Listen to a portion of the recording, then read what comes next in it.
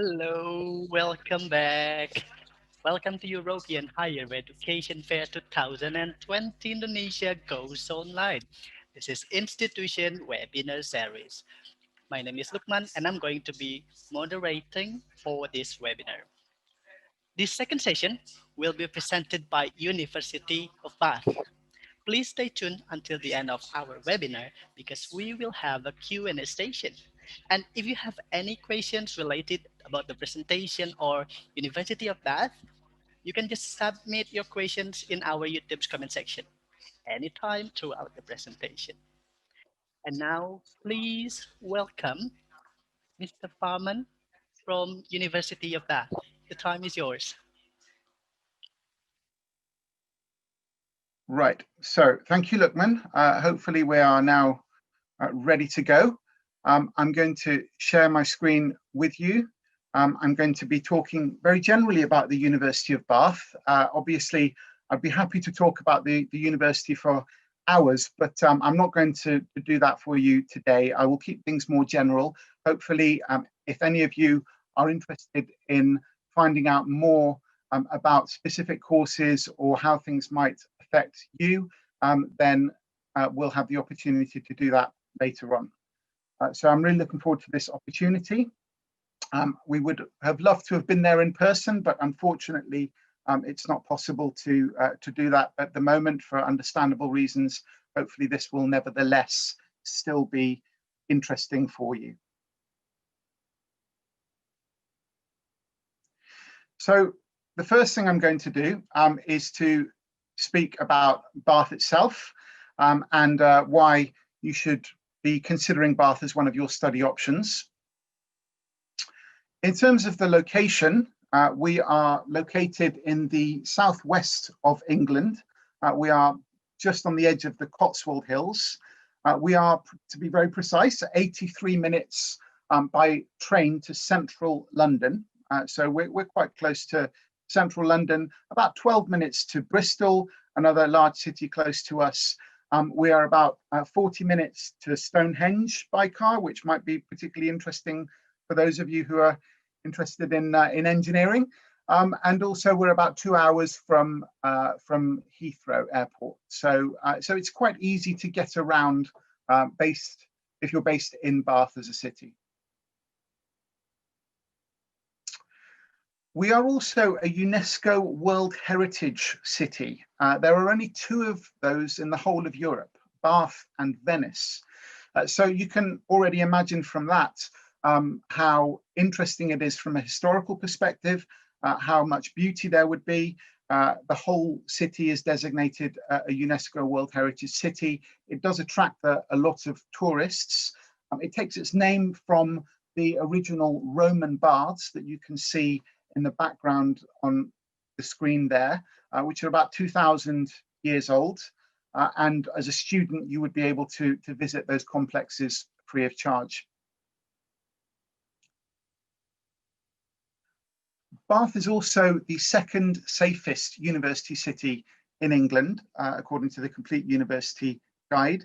You can see in the background there some of the typical Regency architecture that the city is very famous for.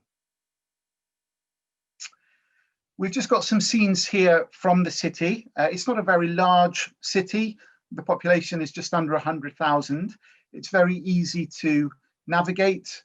And you can see that despite its size, it's something of a cultural hub. There are lots of festivals and activities and things that take place around the city that you'll be able to join, as well as, of course, the opportunities that you'll have in the university itself. So here you can see a campus photo. The University of Bath has one single main campus, which is about 2 kilometers from the city of Bath, which is just at the top of the screen there. We have buses that go into the city directly every few minutes throughout the day. We've got here some of the sporting facilities that you can see at the bottom of the screen. These are residential accommodation areas here. And you've got the main parts of the teaching areas, the library, and so on in the main part of the campus up here. The campus has about 12 or 13 different places to eat. There are 2 banks, there's a doctor's, a dentist's, a supermarket with international food. So there's lots of different things that you can do on the campus to sustain yourself. It's also a campus that we're investing in. So you can see in the background there the new School of Management building, which will be open for those of you studying those courses who are entering in 2021. That's when it's due to open. So the university over the last few years has invested in its campus at a rate of about £1 million per week on average. So there's a lot of ongoing investment taking place in Bath to make things even better than they are at the moment. One of the big attractions for students when they're first looking at Bath, when they first hear about Bath, is the rankings. So in terms of the rankings, we are actually in the top 10 for all 3 of the main national rankings. In the UK, we have the Guardian University Guide, the Complete University Guide, and the Times and Sunday Times Guide. They use slightly different criteria to decide on how they should rank UK universities. And we are actually ranked in the top 10 for all of those, which is not just reassuring for you as a student because of the quality of the value of the degree that you will have at the end of it, but also in terms of knowing that certainly based on how things are at the moment, whichever league table your future employer was looking at when trying to judge the quality of your university that you attended, you can be sure that it would reflect positively on the university. A little more on rankings now. So we also have the TEF Gold, which is the highest ranking you can get for teaching excellence. We are ranked 4th in the UK for student experience and also 5th for graduate prospects. These are all the most recent rankings. We are also ranked 5th for employment after a period of time, 15 months. We're ranked 4th for graduate starting salaries as well. And also we are 2nd in the UK for the number of students taking a placement or studying abroad. That's a real feature, particularly of the undergraduate courses that we offer, where all of them allow you some form of a work placement or the option of studying overseas. So it really enhances your qualifications when you go for interview, when you hit the job market after completing your degree, if you choose to take one of those options. In terms of the connections with industry, this is quite an important feature of what we can offer. So that is very much built into our DNA as a university. It's a real feature that we work very closely with industry and with commerce.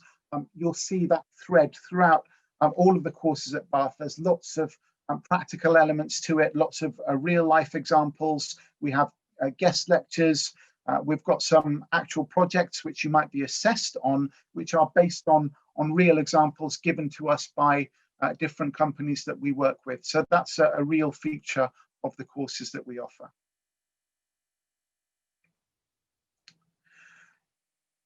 In terms of the connections that we have, you see some of the companies that we work with there. And there's a nice quote there from the creative lead at Google, who said that one of the key strengths from Bath students is that they are well-rounded and they're not just academic. They have an understanding of the real world and the importance of that.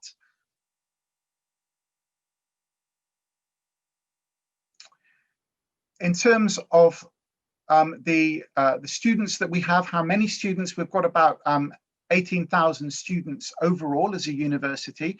You can see that the vast majority of those are undergraduate, because of course those courses are longer. We also have obviously students studying postgraduate courses and research courses as well. And we've also got a lot of international students. We've got about 130 different nationalities that are typically represented at the university.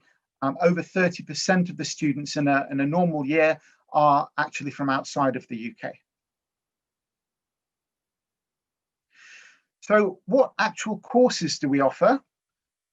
You can see here that we have 3 different faculties and a school. So we've got a Faculty of Engineering and Design, which covers all of those main areas that you can see listed there.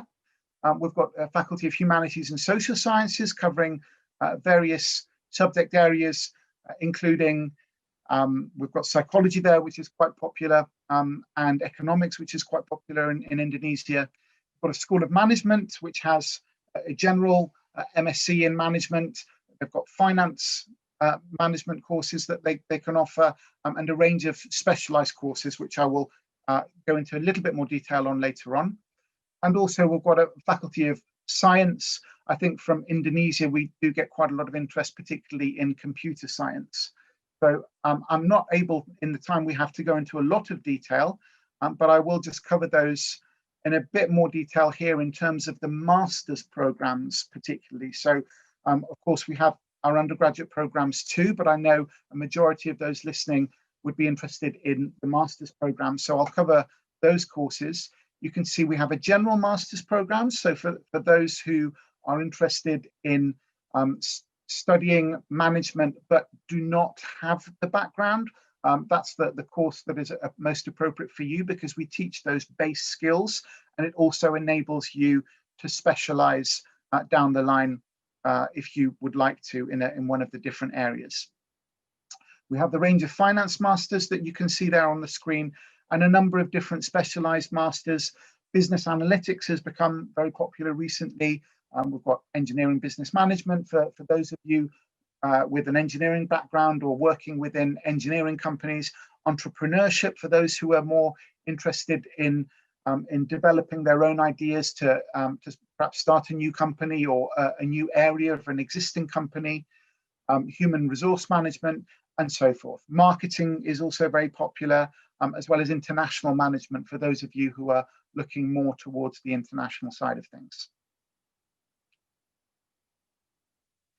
Some rankings from the School of Management.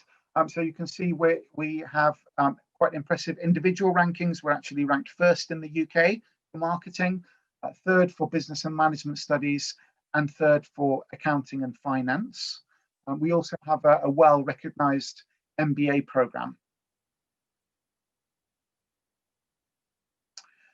I know that some of you may be interested in engineering, so I've included a little section on this. You can see here that we're ranked, again, first in the UK for architecture. We are in the top 5 for civil engineering and mechanical engineering, and also in the top 10 for chemical engineering too. So we've got quite impressive rankings across the board for the Faculty of Engineering. And again, just looking specifically at the master's program, so we do offer some other undergraduate programs too, but for the master's programs, you can see within those different departments what we can offer you. So we have the ones related to architecture and civil. We've got a couple there related to electrical and electronic. We've got a chemical engineering option, and also some within mechanical engineering too. So obviously, there's lots more detail I could talk about those, but unfortunately we don't have the time. But I can only encourage you, if you'd like to find out more, join me at the fair and we'll be able to talk about those in more detail. Another one I've picked out from the Faculty of Science is related to computer science. So we've got 7 different options here. The MSc in computer science, which is for those who don't have much computing background. And then we've got a range of 6 different options that are for those who are interested in studying further, having already studied computer science. What's quite impressive about these is that they do offer a year-long placement option for those of you who are interested in that. So it's not something that is guaranteed, but it's an option there where we can help you to get that 1-year placement, which will obviously help you with your future career. So that covers a little bit generally about some of the courses that we can offer. I'd like to touch upon what we're doing as a response to COVID-19. So Obviously, at the moment, we don't know what the situation will be like in September for our next entry point. We don't offer January entry, so it will be September. Things are still open-ended. We've not made any final decisions on that. What I can talk about is what we've done this year as a response to the pandemic. And we have offered a blended approach so that students who do not want to travel to Bath are able to study from home online.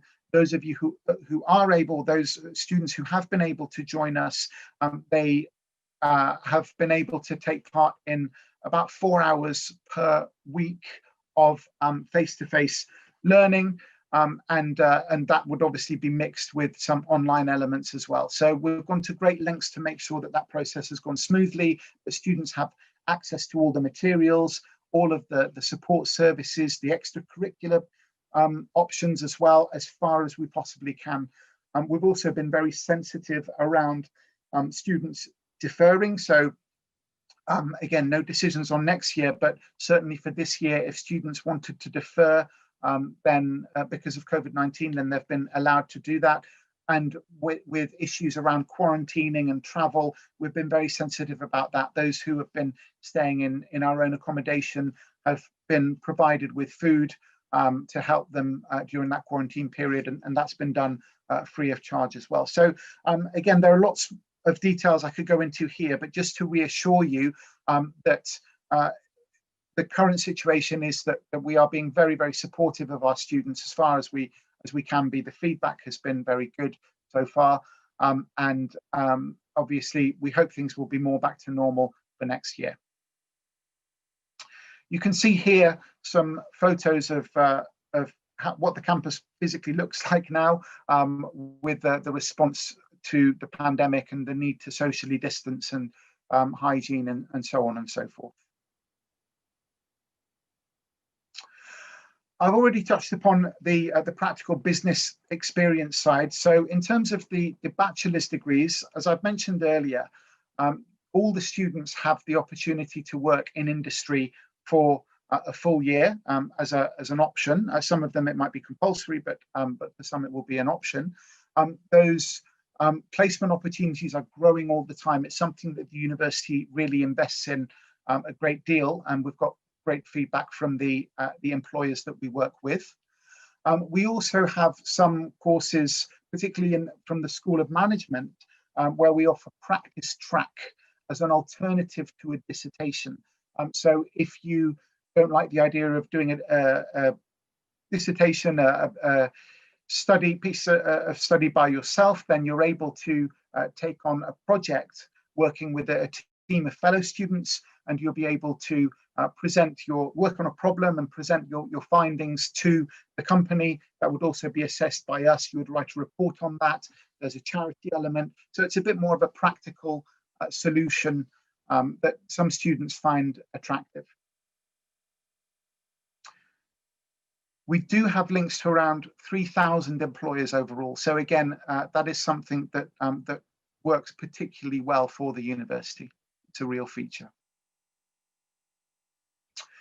We also think about what you can do in the long term with your degree. So if you are interested in further study, PhD study, then obviously we can help with applications, whether it's to Bath or somewhere else. If you're interested in starting your own business, then the environment of Bath is a great one for networking opportunities, for creating possible contacts and partners, like-minded people who might be wanting to join you. We do invest in helping you to secure your employment. So we do provide you with one-to-one guidance that is included in the cost of your course. So that can be a process of helping you with your CV, to give you some feedback on that, or you might be wanting to cover some interview techniques, for example. We'll be able to cover those for you as well. So we also run workshops, which might be interesting if you're looking to gain some more tips on what to do with your future career after Bath.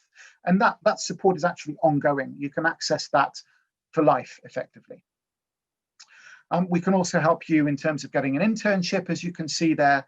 And in terms of work, part-time work, there are various opportunities that we can offer to you that can obviously help you to gain experience and understand maybe that, particularly if it's a service industry, that practical experience of working within the UK.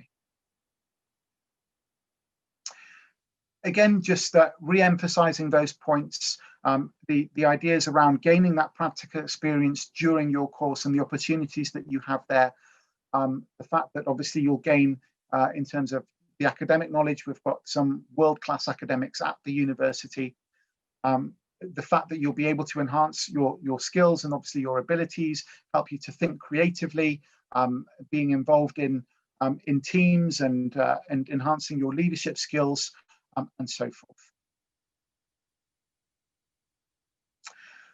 So just a little here on the foundation year. So for those of you who are studying in the local Indonesian system, so not the A-level and IB system, you will need to take a foundation year before going on to your undergraduate course. And if you are required to take that, that will allow you access to a range of different courses that you can see there. It's not every course. There are some which are not included in that list.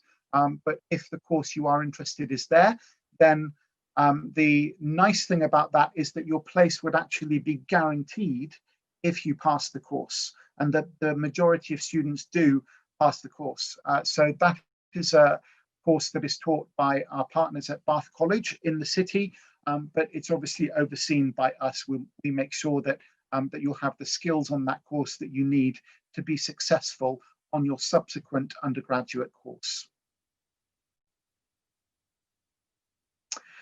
Scholarships, this is another important area. I know that many of you might be interested in this. So if we're looking firstly at the postgraduate scholarships, you can see that we've got a number of scholarships that are mainly worth £5,000 as a reduction on the tuition fee, which you'd be able to apply for. These are very competitive. They're not offered simply as a discount. You have to show that you are academically excellent, and for the Global Leader Scholarship, you would need to show that you have potential to be a future global leader. The School of Management, they have their own scholarships. They have a minimum of 30 of those available, which are worth £5,000 each again. And we have a separate scholarship scheme for the MBAs, which are worth up to about £10,000, depending on what you can show to them about what you would bring to the course. So the way that that works is that you would, for the postgraduate level, you would need to apply first, get an offer, a normal offer, and then once you have your offer, you'd be able to apply for the scholarship. You can see that there are 3 points that you can apply for the scholarship. If you apply by January, you get a decision the following month. Again, if you apply by April, the decision will be in May, and if you apply by July, the decision will be in August. So there will be full details on the website, but we do have those scholarships available. And if I just move this section here, you'll see, importantly for Indonesia, the University of Bath is eligible for the LPDP scholarships. I know that there's a little uncertainty about how that will work for next year, for next year's entry, but traditionally we are eligible for that. For undergraduate scholarships as well, we have a few different scholarships that you can apply for. You'll see full details there. Those are actually automatically applied. So based on the grades that you get coming in, if you're a very high achiever, you'll be able to get a discount on your scholarships. We have a number of different clubs and societies available for you. So we've got actually 100 different clubs and societies. If you can see your screen there, you'll see that one of them that you might be particularly interested in is BISA, the Bath Indonesian Students Association. So that is a society where you can meet fellow Indonesian students, and they have various get-togethers. They have satay socials, Kartini days, all kinds of different things that they get involved with. What's quite nice about that is that you also have non-Indonesians who sometimes join those events as well, because they might be interested in the culture. And of course, the same is true for yourselves. If you're interested in finding out more from our other societies, our other nationality societies, or religion-based societies, or whatever it might be, you'll be welcome to join that too. Entry requirements. So again, this is quite an important area for those of you who are interested in applying. These are really as a guide only, so please do not think of these as hard and fast rules. It doesn't mean that if you meet them, you will definitely get an offer, or if you just miss out on them, that you won't.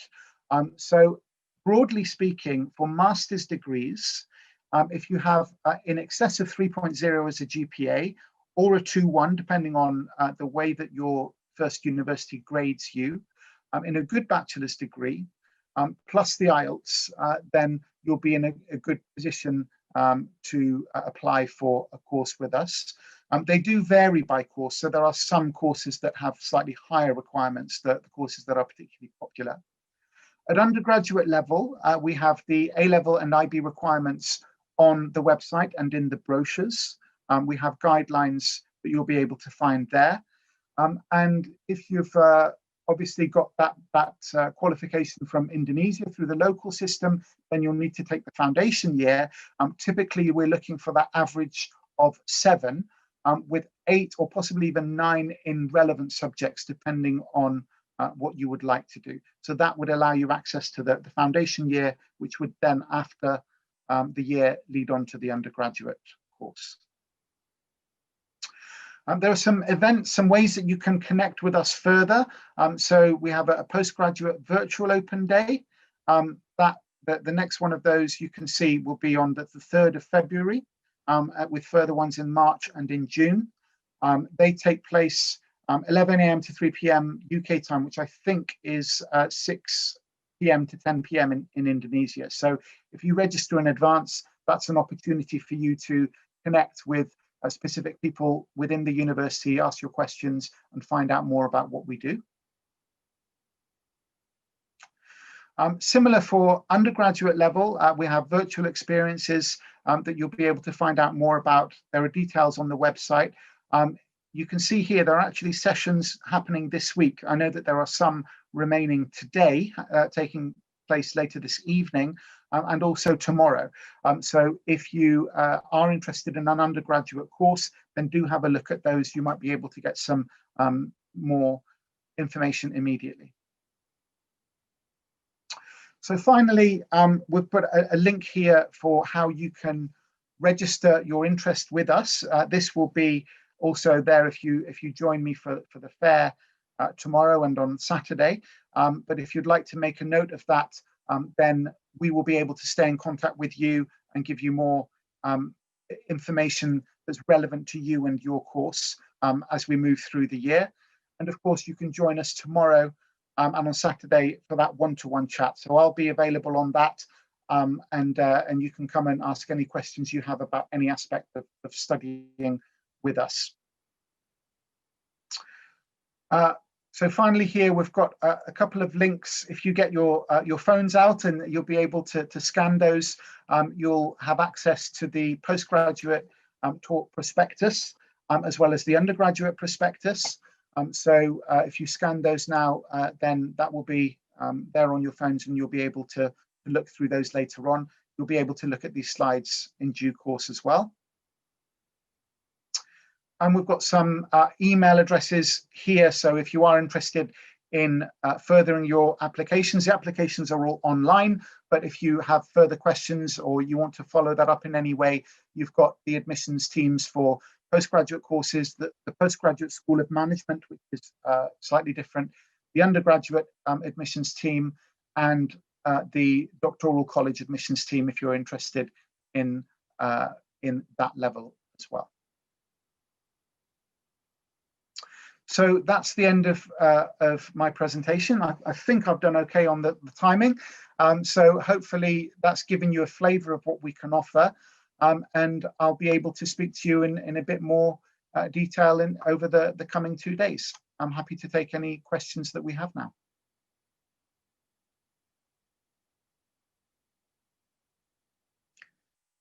So, Lukman, I think you're on mute. Thank you for the impressive presentation. It's really interesting, all the information about the University of Bath. Now we are down to the Q&A section. So if you have any questions, you can type them down on our YouTube's comment section. Let's get started. The first question is, how long is the study length for undergraduate and postgraduate there? Yeah, so good question. So normally most programs would be 3 years for undergraduate and 1 year for, well, for master's programs, taught master's programs if they're full-time. Though that does vary. So obviously if students are looking to take one of the years out or study abroad years, then that would add a year to that. Most undergraduate students actually do take those options. Around 2/3 of students do take those options. They are very attractive because of the way that they enhance your CV even before you hit the job market. There are some courses as well where you can actually study a bachelor's followed by a master's directly. So that would then be 4 years or 5 years. And there are also some within the postgraduate offering that offer you a 1 year or sometimes a 3-month placement as well on the end of the year. The one thing I will say is that the master's programs are a full year.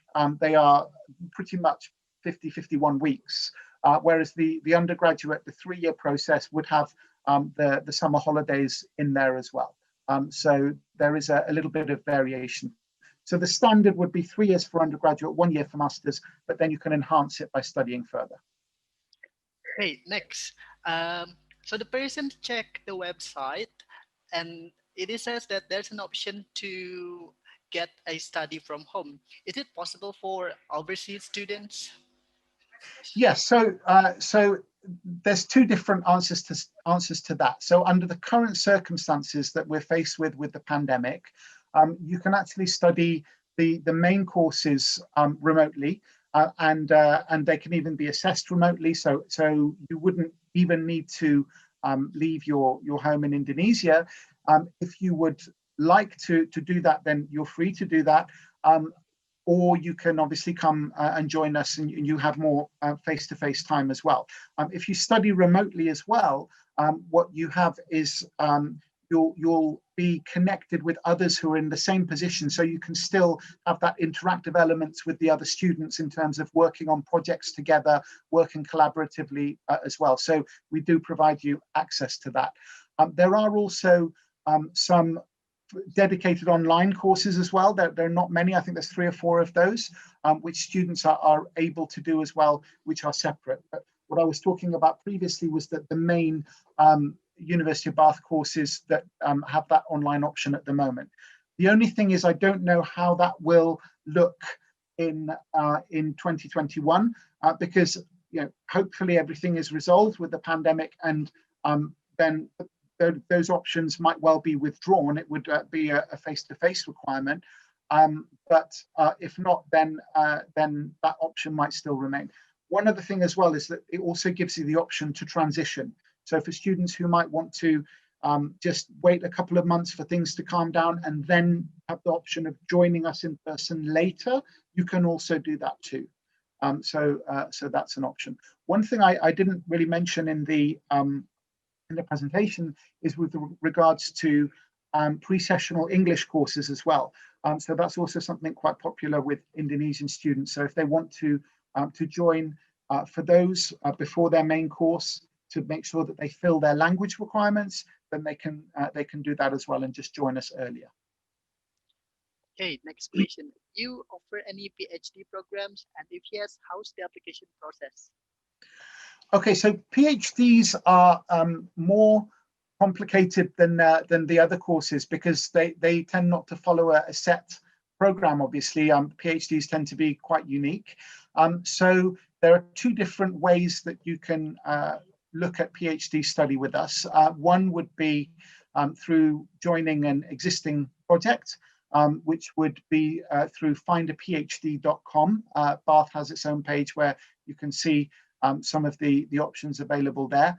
And we also have a portal where you can look, if you're interested in putting together your own proposal, then you can access our own portal through the doctoral pages on the website. And through that, you'll be able to see the academics that we have, the kind of areas they're interested in, to see if you can find a suitable supervisor. So that's the two main methods of approaching that. And the presentation, I put an email address. So if you would like to write them an email, just say that you've attended this, then you'll be able to get an answer from them as to what your next steps would be. But initially, I would think it's either look to see the projects that are available, or if you do have that firmer idea of your own proposal, then I would say look on the portal to see who might be able to help you with that. Okay, thank you. You mentioned that it's okay to do a part-time job. The question is, what's the typical part-time job that the students mostly do? But and is there any limitations, like the rules of maximum hours? Yeah, so there are limits on how much you can work during the term time, but not on during the holidays. I think that they're not really too restrictive though, because in a sense you don't want to be working full time. You don't want to be working too many hours when you should be studying, because obviously that might affect what you're doing there. So the kind of part-time work that you would typically get would be casual work. It suits the students quite well, because it could be in the evenings during Monday to Friday, or it could be at the weekends. As a city, Bath is quite a touristic city. It's a bit of a regional hub for people coming from the local towns and villages for weekend shopping and so on. So there is normally demand for that. And it's not too difficult to get a job under normal circumstances. And we have a students' union where you can actually, even now, you can look to see what jobs might be available. Obviously, at the moment, with the regulations and restrictions around the pandemic, it's a bit more difficult, because the same level of casual jobs are not there. There aren't the same number of tourists and so forth. So I don't know how that will look, obviously, from next September, but in a normal year, there are quite a few jobs that are available, and obviously the employers for that, they're attracted to our students, because hopefully they're good and they know what they're doing. Okay, thank you. We're almost at the end of our Q&A section. Um, can you tell us one fun fact about University of Bath that not many people know?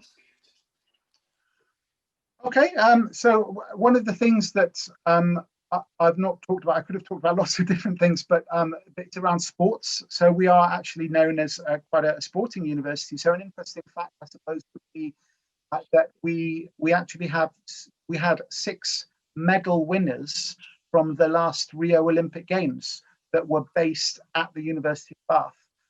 So it's a real sporting hub. We were very involved. We were a base for the London 2012 games as well. So we're quite involved in the sporting side of things, but we have actual Olympic medal winners who are based with us. So if you are interested in the sporting side of things, you can visit the Student Union section on the website. There's lots of information where you can find out about how the specific sports work, whether you're interested in taking part very competitively, or you're just a more casual player. Okay, thank you so much. I guess that's the end of our Q&A section. Thank you so much, Mr. Farman. My I hope pleasure. to see you again. Thank you very much, Lukman, and thank you everyone who's listening. Hopefully I can speak to some of you over the next coming days. Hey, I'd like to remind you that there's going to be a virtual fair this Friday and Saturday. You'll be able to consult directly and ask further questions related to your study. Kindly access event.ehef.id and all the information will be there. Bye for now, and we'll meet again on the next section.